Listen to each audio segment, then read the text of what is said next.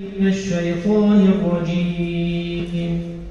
بسم الله الرحمن الرحيم.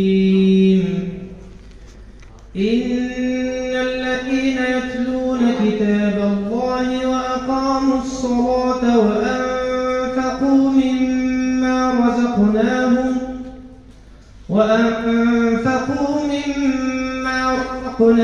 سرا وعلانية يرجون تجارة لن تبور ليوفيهم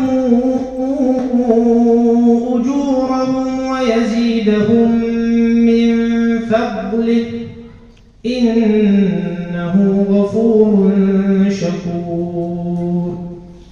والذي أوحينا إليك من الكتاب هو الحق